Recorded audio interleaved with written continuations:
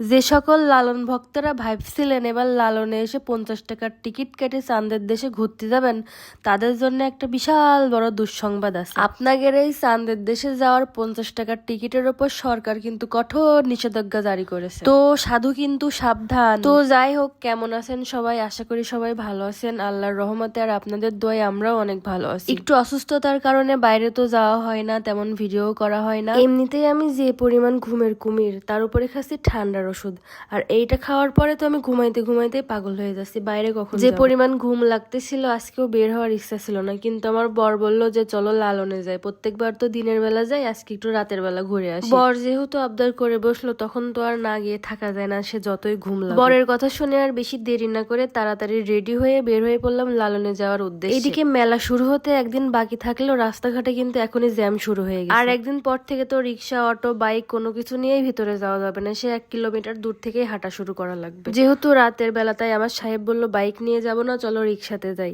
তাই আমিও বললাম হ্যাঁ, অনেকদিন আমাদের রিক্সাতে ঘোরা হয় না, চলো রিক্সাতেই যাই। লালনে গিয়ে পৌঁছানোর পরে দেখছি এই সুন্দর পরীটা নাচানাচি করছে। তো আমি দেখে বললাম বাবু তুমি নাচো, আমি ভিডিও করি। সে বলল যে না, আমার লজ্জা করছে, আমি ভিডিও করব না। তো যতই বাচ্চা হোক, লজ্জা যেহেতু পাচ্ছে তাহলে তো আর ভিডিও করা যায় না। তারপর আমার বরকে বললাম চলো ওই যে ওই দিকটা যাই, যে এখানে সুন্দরী সুন্দরী আপুরা সুন্দর করে সাজুগুজু করে নাচানাচি করে।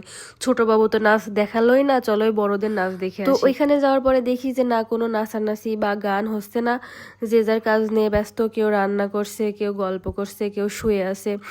এখন হয়তো অত তাড়াতাড়ি নাচ গান হবে না, একটু বেশি রাত হলে হবে। তারপরে দেখা হলো এই যে এক বিশাল লালন ভক্তের সাথে, সে এমন জোরে প্রথমে চিল্লাইয়ে উঠলো, আমি তো পুরো ভয়ে। কিন্তু যাই হোক, ওনার সাথে কথা বলে ভিডিও করতে গিয়ে অনেক মজা পাইছি, সে অনেক মজার মানুষ। আর এই যে আমাদের পণ্ডিত মশাই, সে এমন এক পণ্ডিত যেখানে যা পাবে গাড়ি বানায় খেলা শুরু করে। আমাদের এই পণ্ডিত খুব সহজেই মানুষের সাথে মিশতে পারে, ও মানুষ দেখলে ভয়ও পায় না, দূরেও থাকে। আর এইদিকে এই যে এই সাংবাদিক ভাই এসে আমাকে জিজ্ঞাসা করছে আপনি কি নিজেকে সুন্দর দাবি করেন?